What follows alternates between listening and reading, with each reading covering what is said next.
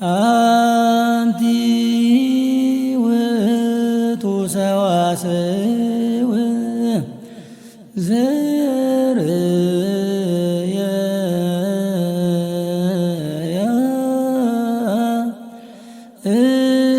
ያዕቆብ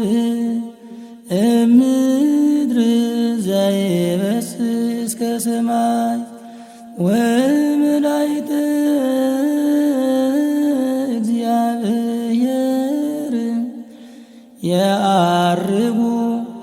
ወይወርዱ ውስቴታ ሰአሊ ለነ ቅድስት።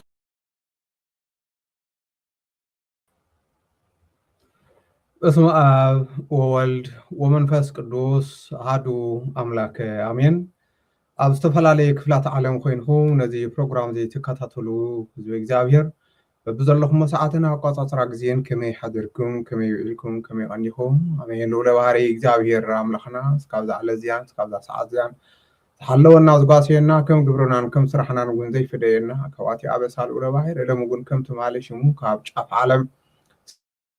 ካብ ጫፍ ዓለም ዝኸበረ ዝተመስገነ ይኹን። ክርስቶስ መድሕና ብምውላዳ ንድሕነትና ምክንያት ዝኾነትና ምክንያት ድሂን ወላዲተ ኣምላኽ ኣምላኽ ቅድስተ ቅዱሳን ድንግል ማርያም በረከታ ረድኤታ ኣማላጅነታ ጣዕመ ፍቕራ ካብ ኩላትና ኣይፈለ እምበኣር ክቡራትን ክቡራንን ነዚ ፕሮግራም ትከታተሉ ዘለኹም እዚ ትከታተልዎ ዘለኹም ሰዋስው ሚድያ እዩ። ሰዋስው ሚድያ ደግማን ቀኖናን ቤተክርስትያን ብዝሓለወ መልክዑ ወቅታዊ ነባራውን ጉዳይ ቤተክርስትያን ዝትንትን መንፈሳዊ ሕታዊ ገለልተኛ ሚድያ እዩ። መዓልታዊ ፕሮግራምና ኣብ ሰዋስው ዩቱብ ተከታተሉና፣ ከምኡ እውን ኣብ ቲክቶክ ኣብ ፌስቡክ ፈለው ጎርና ብዝተረፈ መልክዑ ድማ ኣብ መቐለ ዘሎ ስቱድዮና መፂኹም ሓሳብኩም ክትካፍሉና ኢኹም። እምበኣር ንሎም መዓልቲ ዝበልና እያ ኣብ ማሕበራዊ ሚድያ ተዘራርብ ደላ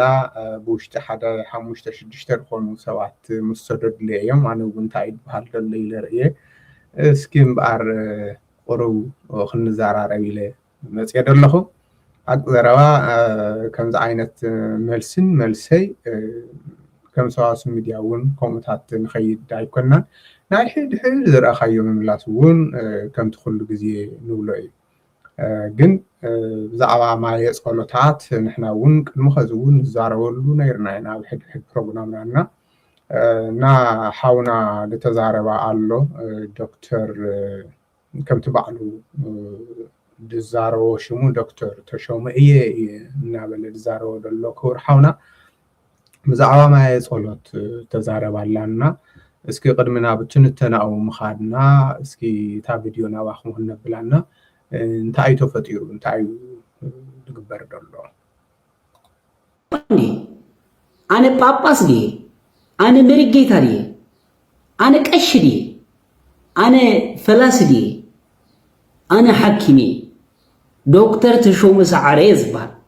ሓኪም እየ። ስለዚ ከም ሓደ ሓኪም ንማሕበረሰብ ስግኣት ናይ ጥዕና ስግኣት ናይ ጥዕና ፀገም ክፈጥር ዝኽእል ነገር ናይ ምትንታን ኢንፎርም ናይ ምግባር ግዴታ ኣለኒ፣ ሓላፍነት ኣለኒ። ንምንታይ ዳ ህዝቢ ትግራይ ኣምሂሩና? እንታይ ዳ ክንዋጥየሉ? ህዝቢ ትግራይ ንምንታይ ኣምሂሩና? ሓኻይምስ ንምንታይ እዮም ኣምሂሩ ህዝቢ ትግራይ? እንታይ ኢና ክንዋጥየሉ ድሽ ኣምሂሩና? ኣብ ሃይማኖት ይኹን ኣብ ናይ ሃይማኖት ቦታታት ንናይ ህዝቢ ጥዕና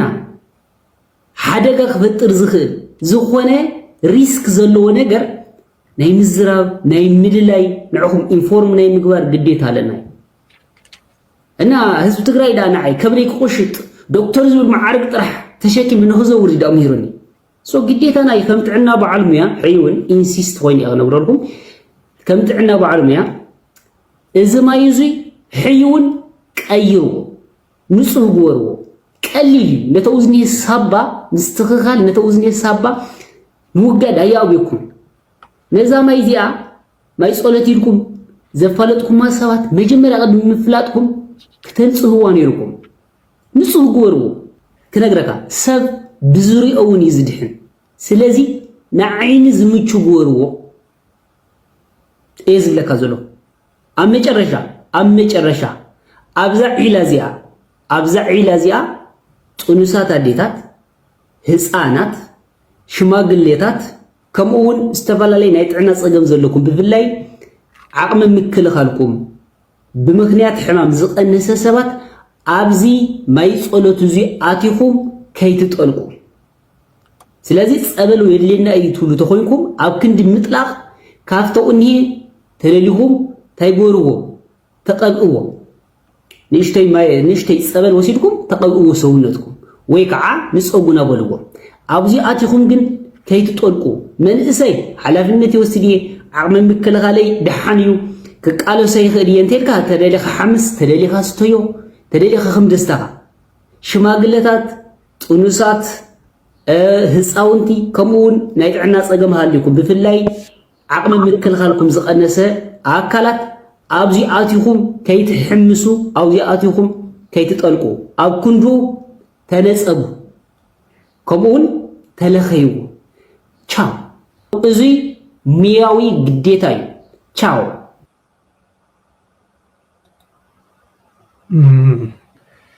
كبرت لنا كور دكتور حاونا تعمل اختي ترد ولت يا كم دي متحضرة من الاختيار تمثل حافشاونا بتي حاونا دهاو بمنفسه وعيني صبل نتايو بخمي خخت حاز علو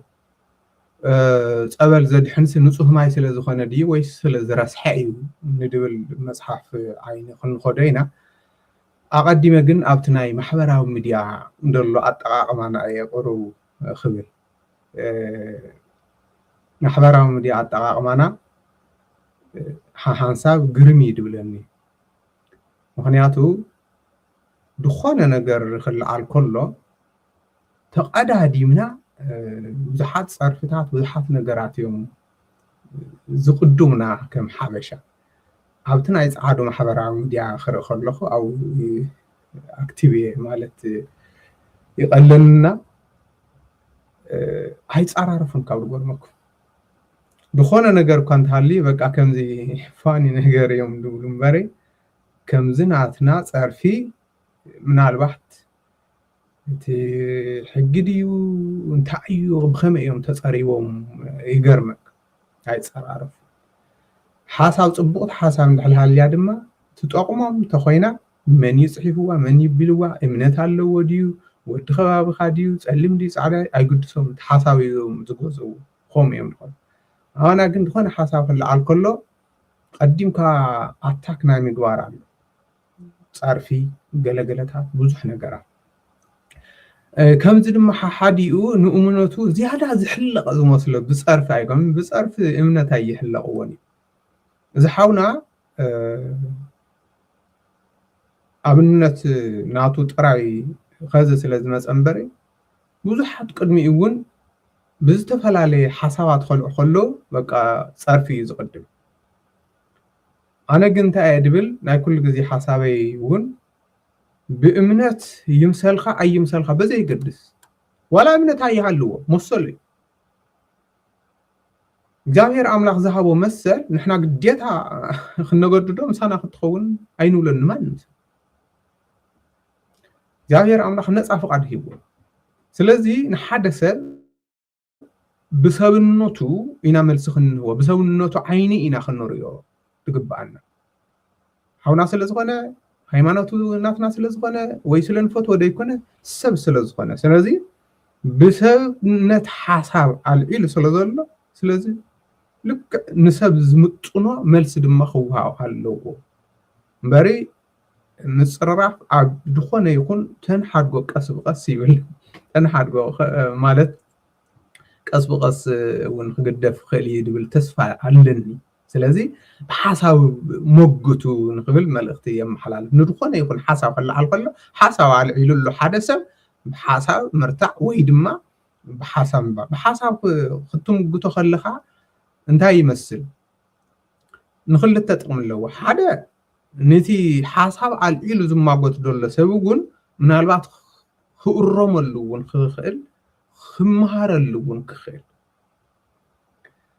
ነቲ መዳመፂ ዘሎ ወይ ድማ ነቲ ካልእ ሰብ ዘሎ ዋላ ኣይሳተፍ ድማ ዘይበርሃሉ ነገር ዘይፈልጦ ነገር ክፈልጥ ክኽእል ሓፂን ለሓፅን ይትባልሁ እንዲ حدا كاب حدا يفلت حدا كاب حدا ما يبل كاب صرف جنتا خاتم مهاري كاب صرف ولا حدا مخسب يقولنا رجع لنا ندخلنا نجار كيت هوخنا زي خمسة ونبل كأونا وحاونا خلينا نغير كلنا حاونا كم تي دولا كم تدولا دول خو يقرأتها سلزي فلت قوي أي فلت قوان أبدأ يعني مجمع عجزي درجة دلخنا دكتور يلو سلالين كم تدولا دول خنا دكتور حاونا بموياوي قديتها قالني يلو تزارو ناي دكتور دغورو مياوي مخري كم تعنتو هو تا مخر قرب ترر دبلت ممرحة تمثل كم تعيسمو بخمز تدخلوا مالت تي مخري وسي نتأكم وين تدخلون بتعمل صبوا زون يتأكم عندي أي تأكم من عينكم خندول دلله جم نتو تحت دلله إذا أنت غيركم زي خمز تقوين إذا خمزي ليو كم بعلم ويا نجار مخرو حزل غيره تدهب بتعمي دبلت أثناء ركابتنا يخزي ترر خيبلت مالت مخنياتو ترر خطول كلا انت ايا خطقون كلا حدا نتبيته كرسان او تبدير درو هو ميكائيل انبا يعتبل او تصحفتنا نتبيته كرسان ون انتايو قطتا زوق كيخون تبيته كرسان ون مرحت سلازلوا كابل على سكاب تحت مواقر سلازلوا تعيسو مخيبل كم مخري اندحل ما يرسي حسي قدعاتون تقومون إزي إيو إلكا حفشاو من سين دحل كوينهم تاي قديسين زي كونس تو من سيقولنا عدن بيت كريستيان زد أقومون ديوم من سيات دحل كوينهم كم زي مخنياتوس اتحمام زميتسكو بقولوات خازو صعبكا يكونن مخنياتو دحل رصيح مايسي كاون خالقنا بسد عينين أنا ولدلن بمنفساوي بناي ماي صولت تقوم جنعينا بتي ناي دكتور حاونا الودلو بناي مريت هاوي ما انترسيس انت عينة حمام كانس خال تاي خبكل خال ندول انديم سلازي اندحل نصب بالودلو نتوم عقموم نقس دبله ارغاويان ወይ ድማ ነብሰ ጹር ይደሎ ስለዚህ መንእሰውያን ወንድሕል ኮይኑ ምኽሪ የድልዮም ይልና ከምዚ ዓይነት ክኸውን ከሎ ብከምዚ ነይሉ ታይሱም መርትዖታት ደለዎ ምኽርታት ጠቃሚ ንኻለ ግዜ እውን ተድኸውን ጽቡቕ እዩ ይብል እሞ ብዛዕባ እቲ ማየ ጸሎት ኣተሓሕዛ ግን ከመይ እዩ እዝን ኣብቲ ማየ ጸሎት ጥቕሙ ይኹን ብመንፈሳዊ ሕውየቱ ከመይ እዩ ንድብል ቅድሚ ምኻድና ድማ ማየ ጸሎቱ ኣተሓሕዝኡ ጽቡቕ ክኸውን ኣለዎ ንድብል ናይ ዶክተር ሓውና ኸዝር ተዛረበ ጥራይ ኣይኮነን ንሕና እውን ቅድሚ ኸዚ እውን ጅምር ነበልናዮ ነገራት ናይ ቤተ ክርስቲያን ብዙሓት ስለዝኾን በዚ ትጅምር ናይ ባዕሉ ገዳማት ናይ ባዕሎም ኣሎ ማየ ጸሎት ናይ ባዕሉ ኣሎ ቤተ ክህነት ዝበሃል ምሕደራ ናይ ባዕሉ ኣሎ ናይ ሊቃውንት ብዙሕ ስለዝኾነ ዘርፉ ስለዝበዝሐካ እምበሪ ክስርሖም ካብ ድግብኦም ማየ ጸሎት ናይ ምጭብርዋርን ናይ ንግዲ ምንጭን ኮይኖም ከም ደለው ናይ ገንዘብ እቶት ምንጭ ኮይኖም ከም ደለው ንሕና እውን ተወሰነ ሰሪሕና ኣለና ግን እውን ክንቅፅሎ ኣለና ኣጥመቕቲ ኣብኡ ደሎ ብርግሕትን ብርግጫን እናጥመቕኻ ኣብየትም ምዕራፍ ኣብ መጽሓፍ ቅዱስ ሓደ ሃዋርያ ብዝግሒት ወይ ድማ ብኩርኩሚት ሰይጣን ኣውፅኡ መንፈስ ርኩስ ኣባሪሩ ኣይበሃልን ብፍጹም ከምኡታት ኣለዎ እዚ ክበል ኣለዎ እናበልና ብዙሕ ግዜ ንዛረበ ኢና ብዙሕ ግዜ ከምዚ ዓይነታት ክኸውን ከሎ እውን ከምቲ ናይ መሬታዊ ኣተሓሕዛ ብቢ ዓቕሙ ክኸውን ኣሎ ንምንታይ እምነት እንድሕልሃሊ ደኣ ትብሉ ኢኹም ናብኡ ክመፅእ ኣይትሸኩሉ ታንተ ወደልኻን ነዚኣ ከይሸኮልና ንስምዖ እሞ ድሕሮ ሓሳብ ትውና ንዓና እውን ካብኻትኩም እውን ንምሃር ኢና ንሕና ካብ ኮመንትና ካብ ትውና ርእይቶ ሃናፅ ርእይቶ ንምሃረሉ ኢና ገጋ እንድሕልሃሊና እውን ካልእ ግዜ ምንታን ክነስተኻኽለሉ ማለት እዩ ስለዚ ንምሳሌ ከምዚ ዓይነት ዓብዪ ጉድጓድ ክድብረ ከሎ ብገመድ እቲ ገመዱ ከመይ እዩ ነቲ ናይ ሰብ ክብደት ይሕዞ ድዩ ንድብል ክመዛዘኒ ደሎ ኣብ ሊፍት ክትኣትዉ ከለኹም ርኢኹም እንተኮይንኩም ብፍላይ ኣብዚ ዓዲ ሊፍት ናብ ነዊሕ ፎቅ ንላዕሊ ክትደይብ ከለካ ፅሑፍ ኣሎ ክንደይ ክብደት ከም ዝሽከም ክንደይ ሰባት ኣብኡ ክኣትዉ ኣለዎም ስለዚ ልዕሊ እንድሕል ኮይኑ እቲ ልፍቲ ክብጠስ እዩ ምክንያቱ ገመድ እዩ ደሎ ጎማ እዩ ደሎ ደሽከርክሮ መንፈስ ኣይኮነን ስለዚ ንቱ ክብደት ንማጣጠን እዩ ስለዚ ከምዚ ዓይነት ብገመድ ክውርወር ከሎ ድማ እቲ ገመድ ነቲ ሰብ ክብደት ይሕዞ ዶ ንድብል እንዲኦም ቅድሚ ከዚ ብድሓለፈ ወርሒ ጥቅምቲ ኣብ ኣቡነ ኣረጋዊ ደብረ ዳሞ ዘጋጠመ ሓደጋ ኣብቲ መሳለ ዝወደቐ ሰብ ሰሪሕናሉ ኢና ፕሮግራም ምክንያቱ እቲ ገመድ መዓዝ እዩ ተሰሪሑ እቲ ገዳም መዓዝ እዩ ብሃፀይ ገብረ መስቀል ዝተሰርሐ እስካብ ከዚ እቲ ውሕስነቱ ምስ ግዜኡ እቲ እምነት ንድብል ረሲ ኣይኮንኩም ሁምሎሰ ግን ከም ስጋ ንገብሮ ድማ ንምሳሌ እዚኣቶም ቸክ ክገብሩ ኣለዎ ውሕስነቶም ብዙሕ ሰብ እዩ ድመፅእ ኣብ ዓመት በዓል ክኸውን ኢልና ሰሪሕና እየ ኣብ ማየ ፀሎት ልምዓት እውን ናይ ማየ ፀሎትና ስለ ዝኾነ ንምሳሌ ካብዚ ዓዲ ካብ ዲያስፖራ ናብ ዓድና ክንኸይድ ከለና ቆልዑ ማየ ፀሎት ክሕፀው ትወስድ ኢኻ እምነትና እዩ ንሕና እውን ሕፀብ ኢና ድዓበየና ኣለ ብፍላይ ኣብዚ ዓዲ ተወሊዶም ማየ ፀሎት ንግሆ ክትወስዶም ከለካ ብቁሪ ክሕፀቡ ከለው ብዙሕ ስለ ዘይበልዎ ይስንብዱ እዮም ካሊእ መዓልቲ ንክኸዱ ክስታይ ክብሉ እዮም ብፍላይ ከምዚ ናይ ከዚ ጭዋዕ ድብል ገለገለታት ከምኡታት ክኸውን ከሎ ስለዚ እንታይ ኢኻ ትብል ብቲ ንዕዑ ክስማምዖ ዝኽእል ብስጋው ከይፈርሕ ኮይ ምክንያቱ ኩሉ እምነት ትህሉ እንዲኹም ኣሕዋተይ ኣብዚ እምነት ረሲዕ ኣይኮንኩም ኣነ እውን ከማኻትኩም ኣማን እንድየ ግን እዚ ኩሉ ሰብ እምነቱ ሓንቲ ዓይነት ድያ ገሊኡ ገና እኮ እዩ ደሎ ገሊኡማ ገና እዩ ደሎ በቃ ስእሊ ማዕተብ ኣሲሩላ እምበር ውሽጢ ደይደለለ እንዲ ደሎ ስለዚ ብትዝርድኦ ብናቱ ዓቐን ኢኻ ተረድኦ ደለካ እንታይ ድብል ቅዱስ ገብርኤል ንማርያም ከብስራ ከለኮ ወነገራ በነገረ ብሄራ በኣምጣነ ትክል ተወግፎ ኮይ ብቲ ናይ ዋዕላ ቋንቋ እዩ ኣበሲርዋ ብቲ ትኽእሎ ብቲ ድርዳእ ካብ ካልእ ኣይኮነን ወይ ግዕዝ ወይ ኣምሓርኛ ወይ ድማ ካልእ ናይ መላእክቲ ቋንቋ ወይ ገለ ድበሃል ናይ ካልእ ኣይኮነን ኣበሲርዋ ብቲ ናይ ዋዕላ ትርድኦ ቋንቋ እዩ ኣበሲርዋ ስለዚ ሰብ እውን ብቲ ንዕዑ ዓቕሙን ብቲ ንዕዑ ዝብሎን ኣቢልካ ተድብል እዩ ስለዚ እቲ ንፅህና ድብል እውን ንፅህና ምሕላው ሕማቕ ኣይኮነን ግን ንጹህ ማይ ድዩ ዘድሕን ማየ ጸሎት ወይ ዝረስሐ ኣይድሕንን ድዩ ከመይ እዩ ንድብል ግን ክንኸዶ ኢና ኣብ ናይ ድሕነት ኣብ ናይ እምነት ክንመጽእ ከለና ግን ንጽህና ምሕላው እንታይ እዮም ድብሉ ዝበሃሉ ብቅርበት ዝፈልጥዎም መነኮሳት ብፁዕ ቅዱስ ኣቡነ ጳውሎስ ንመነኮሳት እንታይ ኢሎም ይመኽሩ ይበሃሉ ምክንያቱ ብፁዕ ቅዱስ ፓትርያርክ ኣቡነ ጳውሎስ ብዙሕ ዝረኣዩ ሓዲ ዝረኣዩ ደገ ዝረኣዩ ዝተምሃሩ ኣቦ እዮም ኩሉ ዝፈልጡ እዮም ስለዚ እንታይ እዮም ይብሉ ይበሃሉ መነኮሳት ንፅህ ክብሉ ኣለዎም ክዳኖም ክነፅሕ ኣለዎ ምንኩስና ማለት ክዳንካ ምርሳሕ ማለት ኣይኮነን ይብሉ ይበሃሉ ብትክክል ሓቂ እዩ ትክክል ሓደ ሰብ እኮ እንታይ ጾም ክኸውን ከሎ በቃ ገፁ ቅብኣት ዘይገብር ስእሊ ሓማሽሮ ዝመስል ሰብ እሱ ይኮነን ንፅህና ኣድላይ ብሰብ ዓይኒ ክንርኢ ከለና ማለት እዩ ስለዚ ንፅህንኡ ምሕላው ፀገም ዘምፅእ እውን ኣይኮነን ማለት እዩ ብመንፈሳዊ ዓይኒ ክንርኢ ከለና ንፅህናው ሓሊኻ ብንፅህና ምግባሩ ሓጢኣት እውን ኣይኮነን ንትድርዮ እውን ባህ ይብሎ እምበር ፀገም ኣይኮነን ንብል ኣወል ከዚ ናብ ድሕነቱ ኢና ክንኸይድ ሕፀር ብልበለ ማየ ጸሎት ዘድሕን ስለ ዝነፅሐ ድዩ እቲ ማይ ወይስ ከመይ እዩ ንድብል ክንኸዶ ኢና ናብቲ መፅሓፍ ቅዱስ ጥቕሲ ቅድሚ ምእታውና ግን ኣብ ደብረ ዳሞ ማይ እውን ረእይዋ ኣብ ላዕሊ ደይኹም ረእዩ ብከመይ እዩ ደሎ ናይቲ ማይ ንሱ ጣዕሚ ኸ ጥዒምኩምዎ ትፈልጡ ሰባት ትጠዕምዎ እዩ ካልኦት ገዳማት እውን ናይ ኣቡነ ሊባኖስ ደሎ ቦታ እውን ንእሽቶን ጉድጓድያ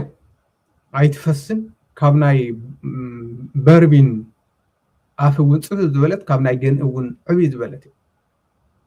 እዚ ዳዕረይታ ኣቡነ ሊባኖስ ከዝላ ድያ የለ እንዳ ቀደም ማይ ቅዳሴ እያ ማይ ጸሎት ዝደሊ ሰብ ካብኡ እናቐዳሕካ ኢኻ ትሕፀብ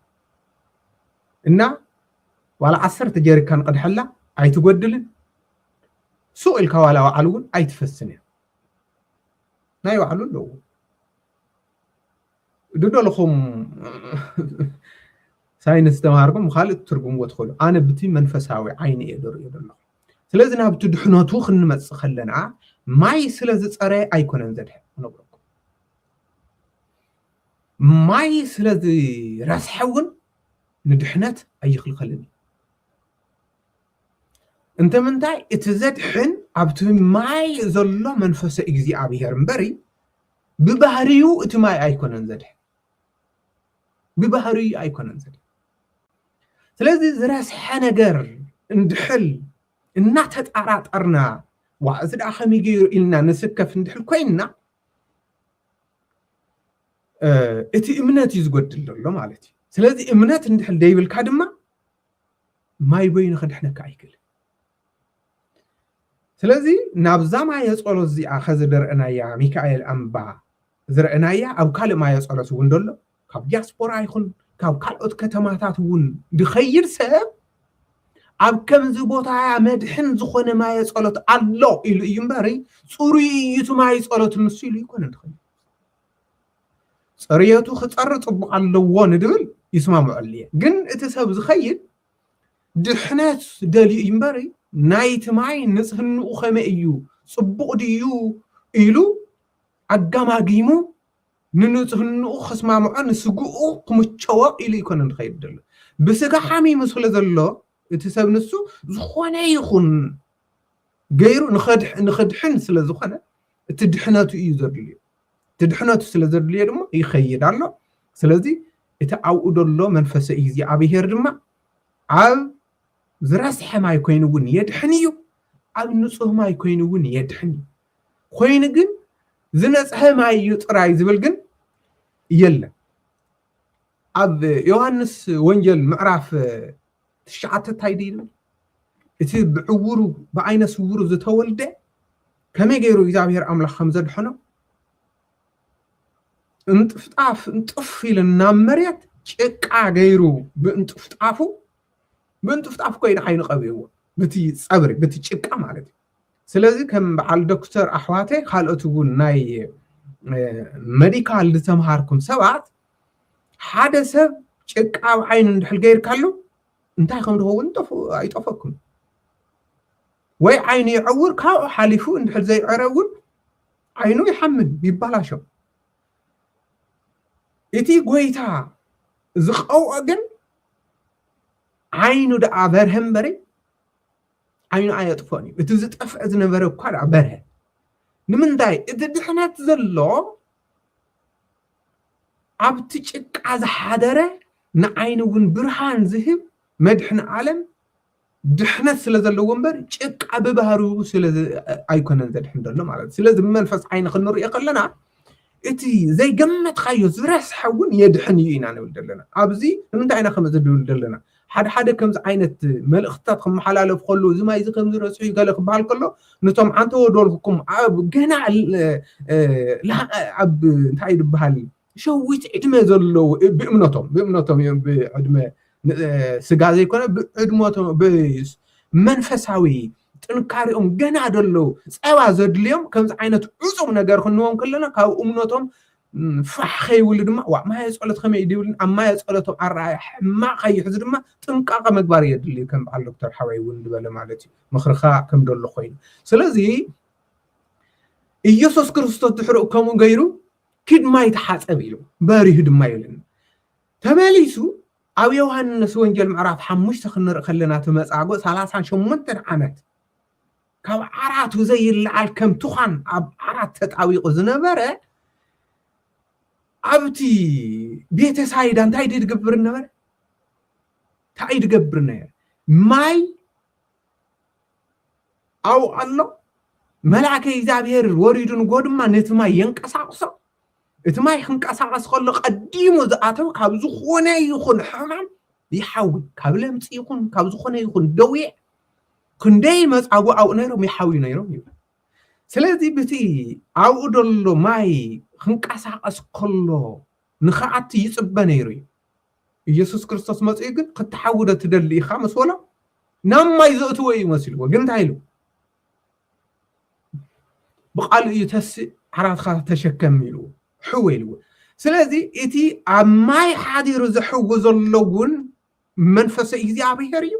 እቲ ተስዕ ዓራትካ ተሸከም ዝበለውን ናይ እግዚኣብሔር ሓይሊ እዩ ስለዚ እቲ ዝሕግዞ ዘሎ ናይ እግዚኣብሔር ሓይሊ እዩ እምበሪ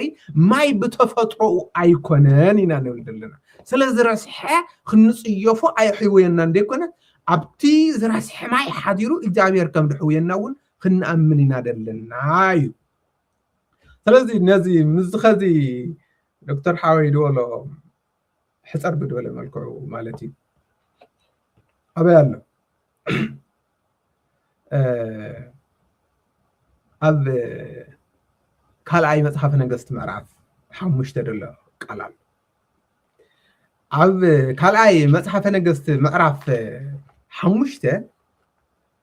إيمان دبحال بزناي لما أصاوع جنرال ده خنولا بزناي لما أصاوع عملتي حلاف زنبرن هاي سوريا لم تصل زنورا ناب إلسع زبال نبي نخحويه كيدو نبي الله إسرائيلاوي خحويه كايو نستمع مالتي نسون تاع حاسيو كيدون عملا خصليو بإيد دهس سابيلو خحويه يمسلو إلسع جنت عيلو عما يوردانوس كيدخا لبي ولوا كور دكتور خالص خمول عما يوردانوس كيدخا شو حتى جزيه إتي طلق إتي طلق وزء طلق نالكا شو عدت جزيه أبعد حاسبيلو ما يردانوس بأكل تفلت وياهم نصهدي أي نصهن بعين خطري يخلخ مرسعكم من تقومت اللي بفلا أو دخول خمسة أقومت اللي أو إيمان بتعمي حريقهم نمن تعيلو انديام تزارباك على الله مستناي خزي فيديو تسمعنا ماين ناي عدي دلو رواتات انه اي حشون اي صبقني لكافي اي حشون دولم دلك اما يوردانوس مالت بنصهنهم يكون بطعمهم يكون بكل نغرهم نسحتهم يحشو إلو توم مسودنورو اما خرت جن او تحتي دلو جن غوزاتهم تايلمو انت أما يتحاسبوا كيدو لك هذا خالي ورق نبرر انت دو لك كو خندي ملكايا خبد نجر كو اي اززك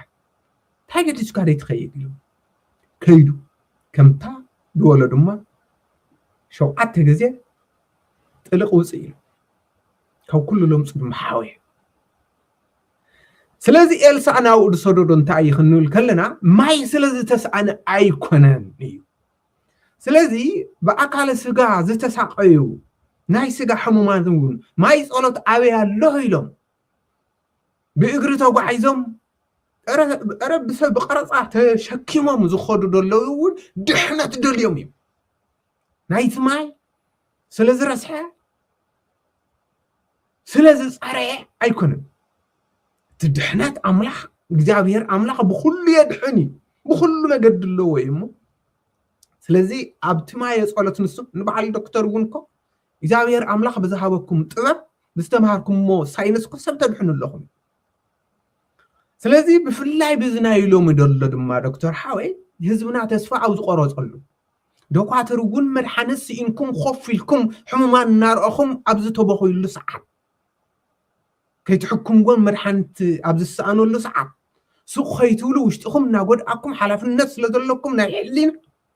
ሰብ ኣብ ተጨነቆሉ ሰዓት እንኳን ኣሽሓት ኸፊሉ ናይ ግሊ ክሕከም ይትረፍ ባነ ክበልዕ እኳ ጥረ ገንዘብ ኣብ ዝሰኣነሉ ሰዓት ከምዚ ዓይነት ማይ ጸሎት ኣሎ ክበሃል ከሎ ተመሊሱ እውን እዚ ማይ ጸሎት ብከምዚ ዓይነት ምጽልእላዕ እንድሕል ተነጊርዎ ንህዝብና እውን ተስፋ ዘቆርጽ እምበሪ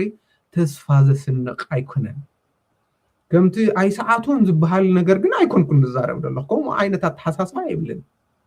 أي ساعاتون أي قالوا إنه بهال زروا كم أي كون دبلن جن حزبنا بتدرس أنا عنات أنا خا بتدم كرونا مخرخا إتي ما يجن يرصح ينصح ناي إجزاء أبير منفس زلوا كل مدحنيو ينحنو كل مدحني أنا عصرت خلت عمات دم زفسا زنبرة ናይ ጎይታ ኢየሱስ ክርስቶስ ጨርቂ ስለዝሓዘት ጫፍ ክዳኑ ስለዝተከፈት ደማ ጠጠው በለ ሓወየት ታወይና ኣይ ሓወየት እቲ ክዳን ድዩ ሕዊዋ እቲ ክዳን ደሞ ክስቀል ከለኮ ኣይሁድ እኮ ዕፃ ተዋዳዲቆምሉ እኮ እዮም ወሲዶም እኮ እዮም ታይዳ ዘሕወዮም ታይዳ ደይሕወዮም ንዖም ስለዚ እቲ ጨርቂ ብባህሪኡ ኣይኮነን ታይዳ ኣብቲ ጨርቂ ዝሓደረ ናይ ክርስቶስ ሓይሊ ሰባት ደፋፊኦሞ ክወድቕ ናብዝን እናተደፍአ حواريات تجنيقهم أتا خيودق دعجلنا ولو عاف خدان كم زايل اعتماد عطيرا سلازة تنكفت من يخداني زتنكفن مسولا كو قريم ومو نحنا سب نعرف كيف يتودقون لا لنا نفس خداني تقول لهم زتنكفن ما الله يلو سلازي زاقوا عليه قلت مسولا فريحة سنبدا ويو أنا إيه تنكفيو مسحات عتي دايما نفس حسب تصيف واي نيرو بيتسوى يترفو تصيفهم ما نيرو جنزا وديا عب حكمنا تعاودوا قاطر كله بتزمنوا نص مالتي سلازي فريحة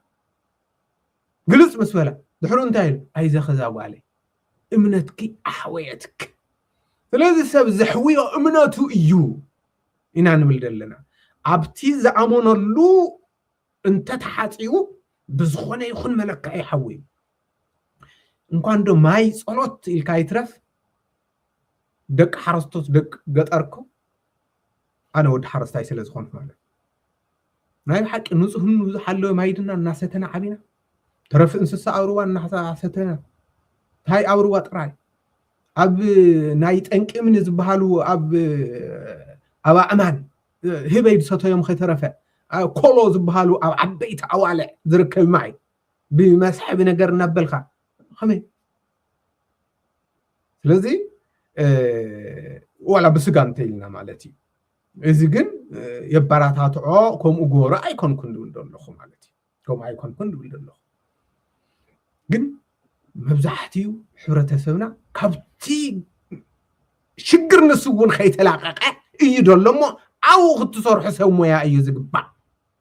قد من ما يسألت من صاحو كندينات الناس أجمعت دلو أو قدرنا تعزق وحافة أو قدرنا بزح نجارات عليه مالته بزح أقوله تقعد يمكع نبتي أمنت عتي خاجن